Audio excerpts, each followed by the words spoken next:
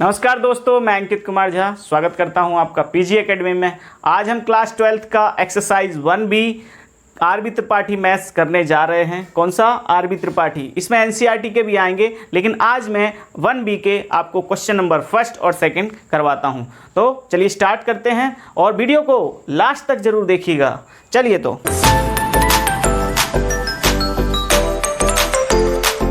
Question number first क्या कह रहा है कि एक सेट है ए, ठीक है। ये सेट बिल्डर फॉर्म में दिया हुआ है। x is belongs to z।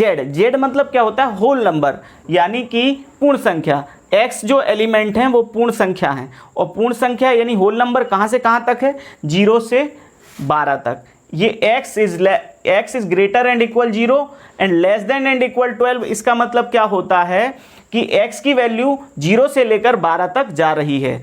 अगर ये इक्वल हट जाते हैं तो x की वैल्यू यानी जो एलिमेंट हैं वो कहाँ से कहाँ तक जाएंगे? 0 और 12 के बीच में, यानी 1 2 3 4 5 6 7 8 9 10 11, ठीक है। यानी कि 0 और 12 शामिल नहीं होंगे, 1 से लेकर 11 तक। चलिए, तो इक्वल है तो इसका मतलब 0 और 12 भी शामिल हैं और इसके बीच के भी शामिल हैं। तो चलिए स्टार्ट करते। और रिलेशन क्या कह रहा है? रिलेशन कह रहा है कि दो एलिमेंट हैं किसके? ऑर्डर्ड पेयर के। ऑर्डर्ड पेयर के दोनों एलिमेंट इक्वल होना चाहिए। तो बताइए क्या ये रिलेशन रिफ्लेक्सिव है, सिमेट्रिक है, और तीसरा ट्रांजिटिव है। यानी हिंदी में क्या ये बताना है? ये स्वतुल्य है, सममित है, और स्वतुल्य, सममित, और तीसरा होता है संक्रामक भी है। ये बताना है, ठीक है। तो स्टार्ट करते हैं इसको। सबसे पहले हम लिख देते हैं सॉल्व। इसमें सेट ए के जो एलिमेंट होंगे वो होंगे 0 1 2 3 4 5 6 7 8 9 10 11 एंड 12, ठीक है। तो इसमें जो है ना हमें 0 से लेकर 12 तक हमने लिख लिए हैं। अब रिलेशन, सबसे पहला रिलेशन कह रहा है फॉर रिफ्लेक्सिव। यानी हिंदी में लिख देंगे स्वतुल्य के लिए। यहाँ लिख देंगे स्वतुल्य के लिए, ठीक है। तो क्या होना चाहिए स्वतुल्य के लिए? दो एलिमेंट हो, दोनों एक दूसरे के इक्वल हो। तो ऐसे कौन से एलिमेंट हैं जो एक दूसरे के इक्वल भी हो सकते हैं? कोई भी एलिमेंट अपने आप के तो इक्वल होता है, ठीक है। तो इससे रिलेशन क्या बनेगा? इससे रिलेशन बनेगा ए और ए। मतलब ए तो है ही, एक एलिमेंट है ए, और दूसरा एलिमेंट बी भी जो है वो भी ए है, इसी के इक्वल है। तो दोनों ए हो गए। अब दोनों रिलेशन में हैं, हो सकते हैं रिलेशन में, ठीक है। तो दोनों इक्वल हैं, ठीक है। दोनों इक्वल हैं। ए बी रिलेशन में होना चाहिए और दोनों इक्वल होना चाहिए। तो ए बी रिलेशन में है और दोनों इक्वल भी हैं। कब? जब कोई एलिमेंट अपने आप के इक्वल होता है। और जब कोई एलिमेंट अपने आप के इक्वल होता है तो वो क्या कहलाता है? जब कोई एलिमेंट अपने आप के इक्वल होता है यानी डुप्लीकेट होता है तो उसे हम क्या कहते हैं? रिफ्लेक्सिव। तो यहाँ पर लिख देंगे therefore relation is reflexive. Relation is reflexive, ठीक है। यानी संबंध कैसा है? स्वतुल्य है, ठीक है। दूसरा क्या कह रहा है? फॉर सिमेट्रिक, यानी सममित के लिए, ठीक है। सममित के लिए क्या कहलाता है? कोई एलिमेंट, जैसे if a equal to B, तो इससे रिलेशन क्या बनेगा? A B belongs to relation, ठीक है। दूसरा and B equal to A, तो इससे क्या रिलेशन बनेगा? B comma A relate to ये B comma A belongs to relation, ठीक है। तो ये जो कंडीशन आपको दिख रही है, यही अगर ऐसी कंडीशन पाई जाए कहीं पर तो वो रिलेशन क्या कहलाता है? आपका सिमेट्रिक। कि A B belongs to R और B A also belongs to R, ठीक है। ए इक्वल टू बी है और बी इक्वल टू ए है। ए बी के इक्वल है तो बी ए के इक्वल भी होगा, यानी कि A B belongs to R और B A belongs to R. ठीक है, तो हेंस या therefore relation is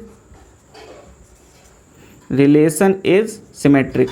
relation is symmetric, यानी हिंदी में क्या लिख देंगे, हिंदी में लिख देंगे अतः संबंध सममित है। ठीक है, बात आती है तीसरा रिलेशन क्या है, ट्रांजिटिव। तीसरा देख लेते हैं।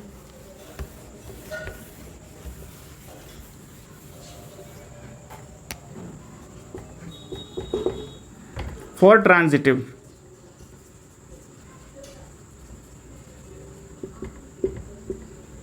यानी संक्रामक के लिए, संक्रामक कहलाता है if A equal to B, ये इक्वेशन फर्स्ट हो गई, and B equal to C, ये इक्वेशन सेकंड हो गई। From equation first and second, from equation first and second हमने क्या पाया कि a इक्वल टू सी हो जाएगा अगर a b के इक्वल है। b देखिए b a की भी इक्वल है, b c के भी इक्वल है, इसका मतलब a c भी इक्वल हो गए।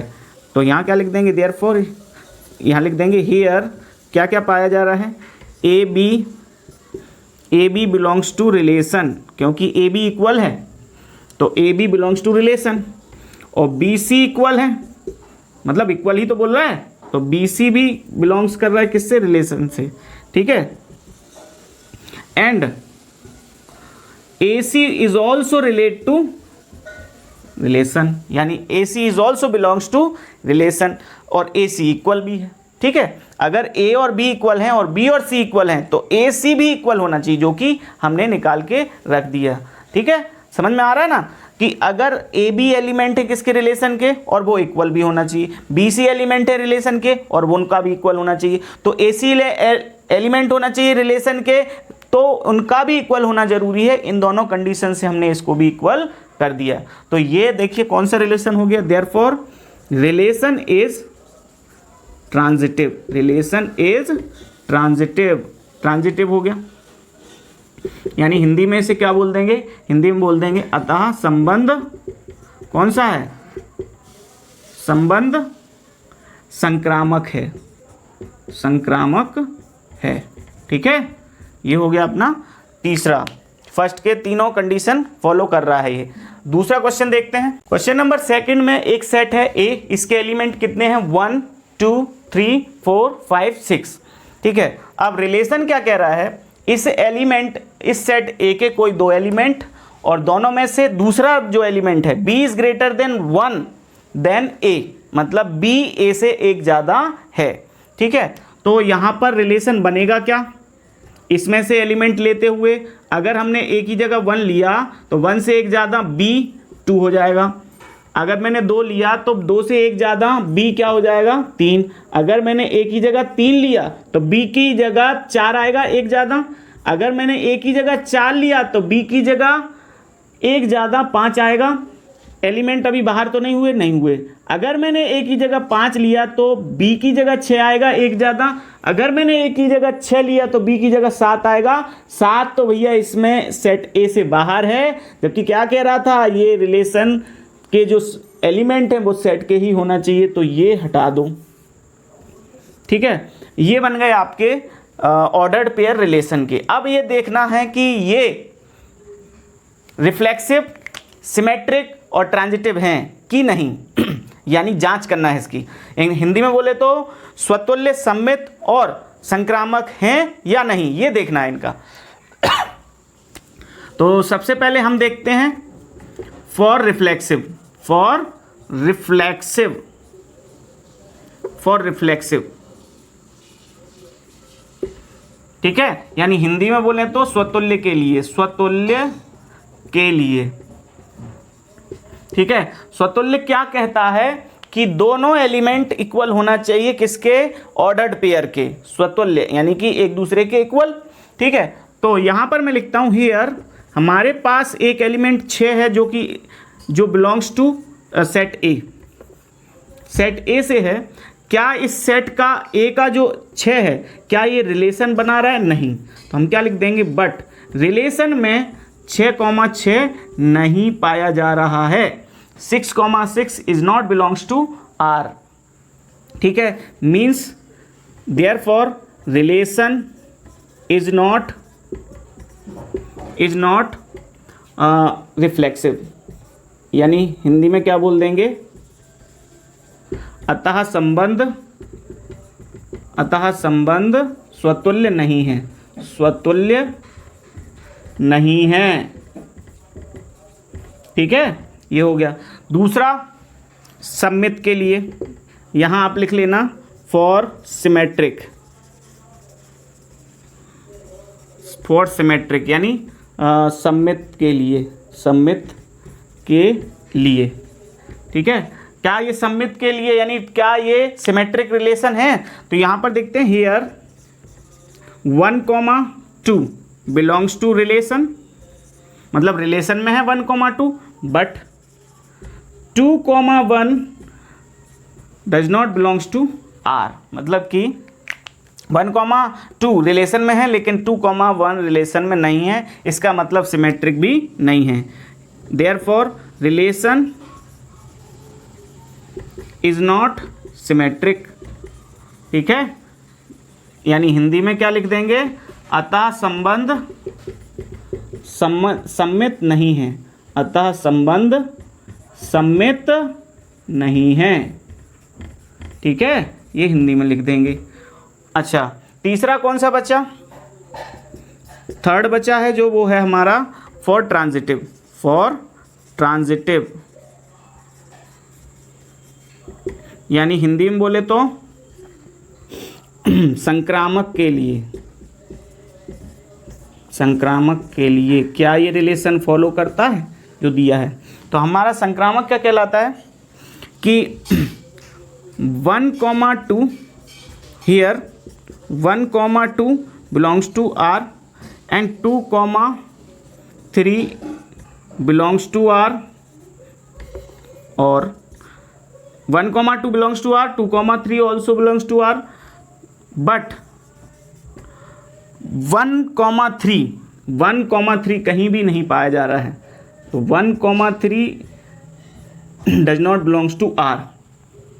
इसका मतलब क्या है, AB belongs to R, BC belongs to R, but AC not belongs to R, मतलब कि AB है, BC है, बट AC नहीं है। ठीक है, यानी कि 1,2 है, 2,3 है, 1,3 रिलेशन में नहीं है। इसका मतलब क्या है, therefore relation is not transitive, relation is not transitive, यानी हिंदी में क्या लिख देंगे, अतः संबंध कैसा नहीं है, संबंध संक्रामक नहीं है।